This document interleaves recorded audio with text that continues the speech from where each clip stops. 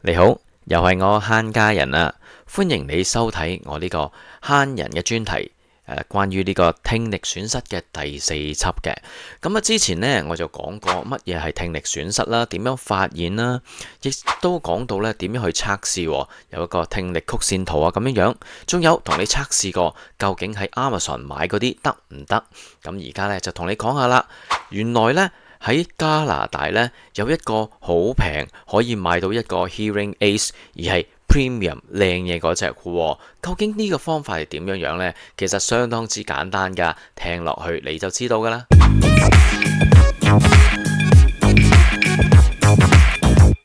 慳人一週每個禮拜會同你去睇下唐人超市同埋西人超市有啲咩特價品。慳人一餐呢，就會同大家周圍揾啲正嘢、平嘢食。喺加拿大生活呢，一啲小貼士啊，一啲資訊呢，就會喺慳人生活同大家分享噶咯噃。而慳人專題呢，會同大家探討一下一啲實用嘅話題嘅。嗱，如果你仲未訂閱呢個頻道嘅朋友呢，不如訂閱下啦，撳埋個鐘仔，有咩新片你就會知道噶啦。仲有俾個 like 我，另外 share 俾你啲朋友啦。嗱，上一集咧就講到嗰啲嘅 Amazon 買嘅唔得啦，咁再之前一集咧就講到喺一啲嘅私人嘅 Hearing Centre 嗰度咧，配一副真係睇得上眼、真係 work 到嘅 Hearing Aids 咧，得分分鐘要5-6千蚊嘅。咁究竟有啲乜嘢解決辦法呢？咁你睇見呢個 header 你都知道啦，梗係有啦。答案呢就係 Costco 咯。其實你上佢嘅網址度一睇呢，你就發覺啦，原來呢，佢哋有 Hearing Aid Centre 嘅，意思即係話佢可以 officially 賣一啲嘅 Hearing Aids 俾你，而且啊佢仲有聽力測試去做噶，仲係免費添。不過呢，佢就相當之 full 㗎。如果你打電話去 book 呢，分分鐘呢都要 book 你差唔多2個月到嘅。咁如果呢，你有呢個問題嘅，等下啲時間都冇問題嘅，唔等得咪唯有俾貴啲去一啲私人嘅地方咯。嗱，如果你去到嗰個嘅 Hearing Aid Centre 咧，你就會見到啦，佢賣嘅 Hearing Aid 咧都標明價錢俾你嘅，嗰個價錢就已經係實數噶啦，就唔會有啲咩hidden cost 咁嘅嘢嘅。第一，佢就有 Jabra 啦，呢個都係一個比較好嘅音響嘅牌子啦，飛利浦啦、Philips 啦，仲有一個 Resound，仲有 Rexton，總共4個牌子嘅，所有4個牌子賣售價咧都係1999蚊啊！喺呢一個時間，咁啊〜包晒一對噶啦，而且佢都唔係渣嘢嚟嘅，屬於 premium grade 噶。好啦，如果你 book 咗 appointment 而係到時間嘅呢，你去到嘅時候呢，好簡單，你嘅 reception 度呢，你只要講明你嘅來意，講埋你個會員卡 number 啦，你要俾張會員卡佢啦。咁然之後呢，佢就會俾一張 form 你填嘅，都係一啲 questionnaire 啦。填完之後呢，你就會等去見佢嘅呢個嘅 audiologist 噶啦。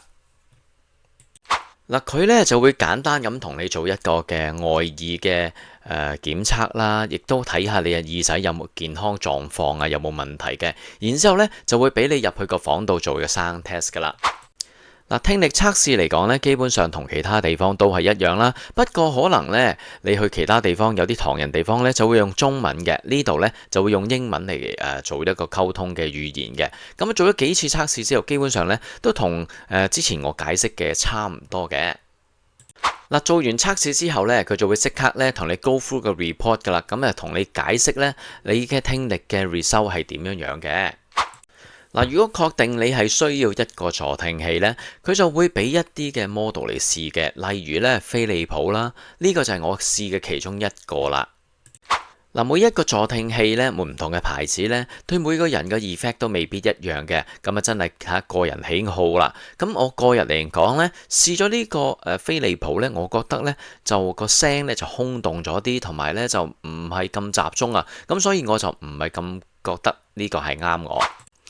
另外一個呢，就我嘗試呢個呢，就叫 Jabra 啦。Jabra 呢個牌子呢，就係一個音響牌子嚟㗎，其實呢都相當之出名嘅。聽講呢，呢個牌子呢，生產商呢，就係等於我之前喺第2集同大家去過一個私人鋪頭呢，佢所推介瑞典嗰個牌子嘅。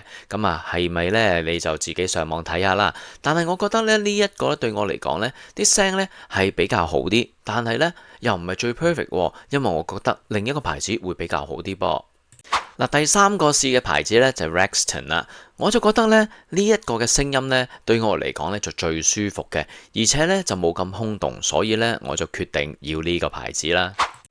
嗱，其實而家嘅助聽器咧真係好先進嘅，size 係相當之細嘅，其實收埋咗喺耳仔後面咧都未必察覺得到嘅喎。唔同牌子 size 有少許 difference 啊，大概咧都係大同小異嘅啫。嗱，測試嘅時候咧，你唔好以為好流喎，其實每一個咧佢都會調校過先俾你去測試嘅，就會根據你嘅情況啦，調校佢唔同嘅音量啊、唔同 frequency 啊、大小啊、click clack 嘅嘢，總之咧未調晒所有俾你測試，俾你試到最好，揀到最啱嘅，咁就並唔係話買翻去帶咗套就咁算數噶。嗱，跟住咧，你就可以揀顏色噶啦。通常顏色咧就會近似你頭髮顏色會比較好啲嘅，因為咧就冇咁容易睇得到啊。就千祈唔好咧諗住揀啲五顏六色嘅咯。咁啊，雖然佢都冇五顏六色俾你揀，不過咧順住你頭髮顏色去揀咧，就會比較適合啲啦。唔止咁，就算你揀黑色呢，都有一個係叫做黑嘅光亮或者黑嘅 matte 嘅，即係啞色嘅。咁呢，最好就揀啞色啲啦。如果唔係咁凌立立呢，就唔係咁好啦。嗱，揀完晒顏色之後呢，佢就會同你再做一個微調同啲測試啦，記低晒啲數據呢，咁就可以同你去訂一副嘅 hearing aids 噶啦。咁 reception 咧就會同你約一個時間嘅，就會約你幾時翻嚟攞你嘅 hearing aids 嘅。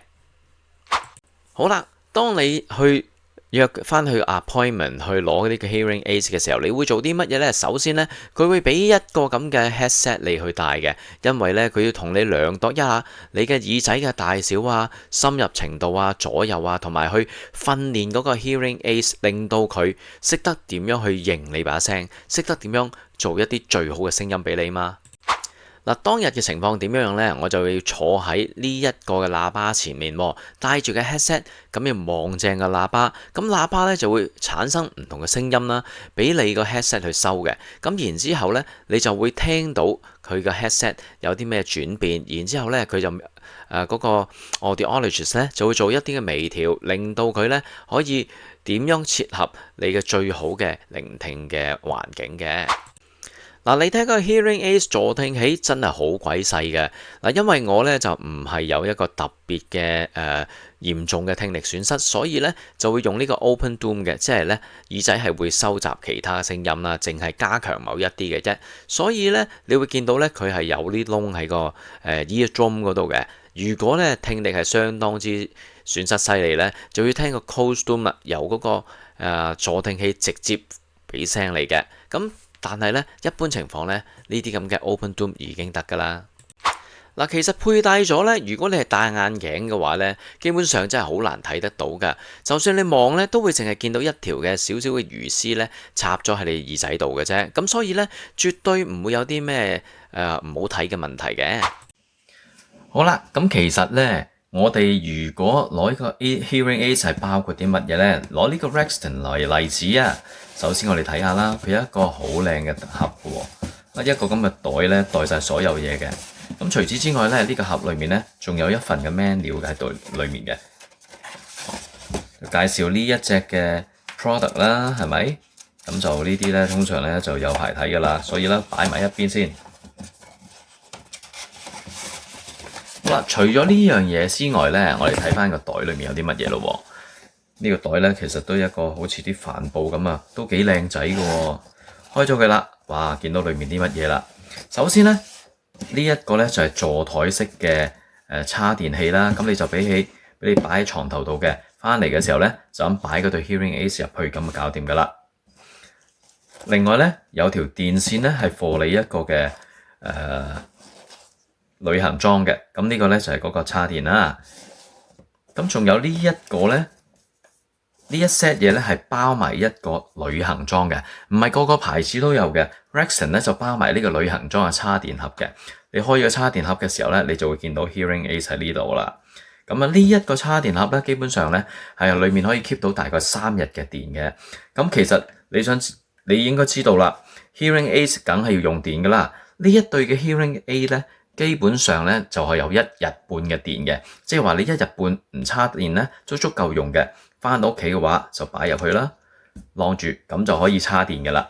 咁啊相當之方便嘅。如果你要去旅行嘅3-4日嘅，咁就不如咧帶呢個嘢啦，就唔使攞呢條嘢咁唔方便啦。記住帶埋個 charger 同條線啦。咁啊都係 USB-C 嘅線啦，相當之 common 噶啦呢啲咁嘅線。咁啊基本上任何一個 charger 都得噶啦。咁基本上叉咗之後咧，呢一個就有3日嘅電嘅。你去到旅行嘅時候，只要擺佢入去，見到綠燈閃嘅時候，咁即係已經叉電噶啦，相當之簡單。好，睇埋個內容有啲乜嘢先，個袋。嗱呢啲咧就係我哋換落去嘅 Joom 嚟嘅。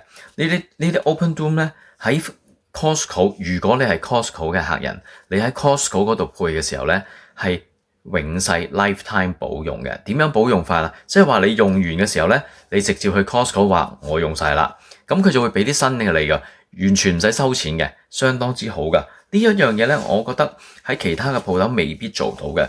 好似咁樣啦，佢就俾咗12個我啦。基本上咧1個月咧就換一對嘅，直情係抌咗佢嘅。咁即係話咧呢度咧啱啱6個月啦。咁即係話6個月之後咧，我就會翻去見佢噶咯噃。咁啊，亦都有張嘅保用卡啦，亦都講埋好多唔同嘅資料啦，係嘛？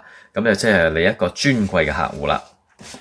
好，仲有一個咁嘅工具啊，呢一工具咧就係俾你清潔嗰個嘅 hearing aids 嘅。每一個月咧，我哋都需要換呢個 ear drum 啦，同埋要一個清潔，換咗嗰個嘅嗰個塞啊，因為喺嗰個hearing aids 裏面咧係有個塞㗎。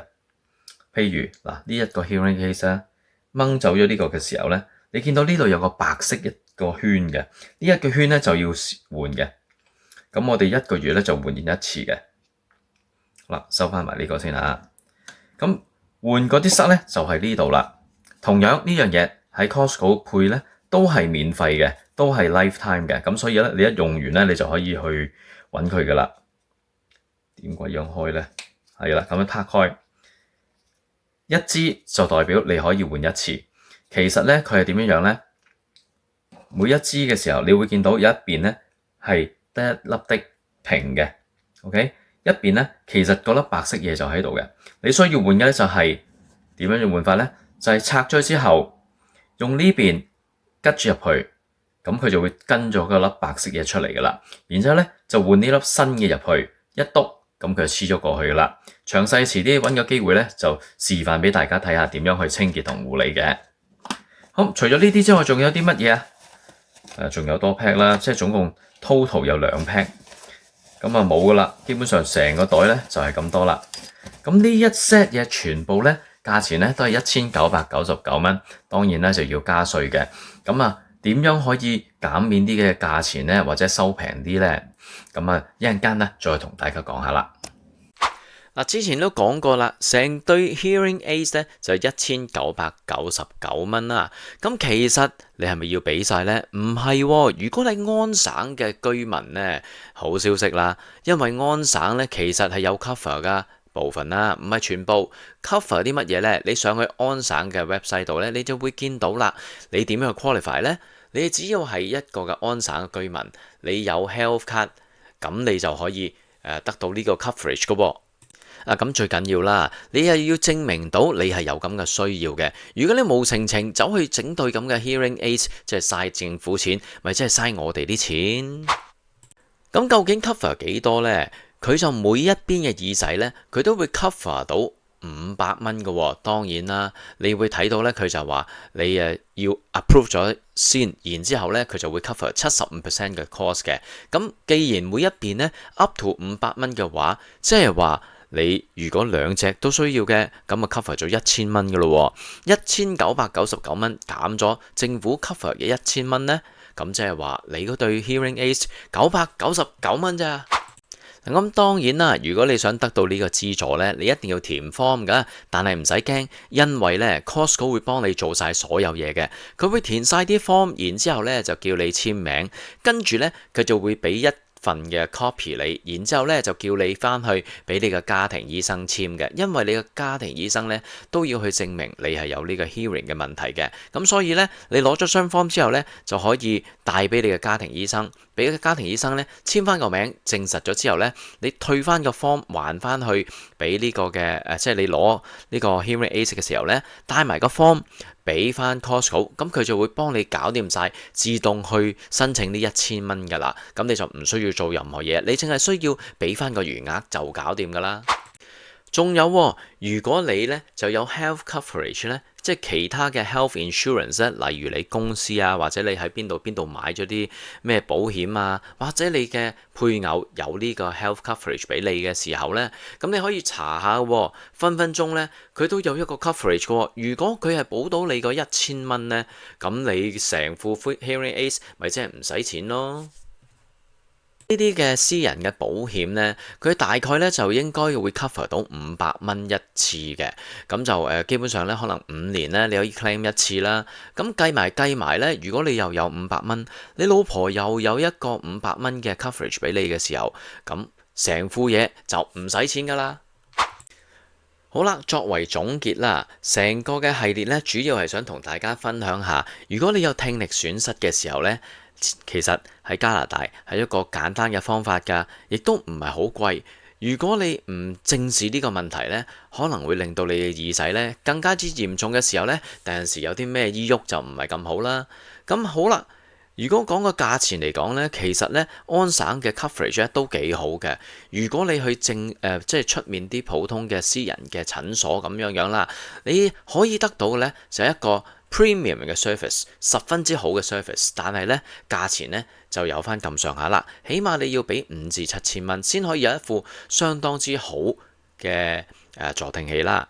如果你諗住平平地嚿幾水喺網上買得唔得呢？其實呢係冇用嘅。我亦都喺上集同你睇過啦，呢啲咁嘅 hearing aids 完全係得唔到佢應有嘅作用嘅，你只會令到自己更加之嘈雜，更加之唔舒服嘅。咁所以呢，唔好諗呢個問題啦。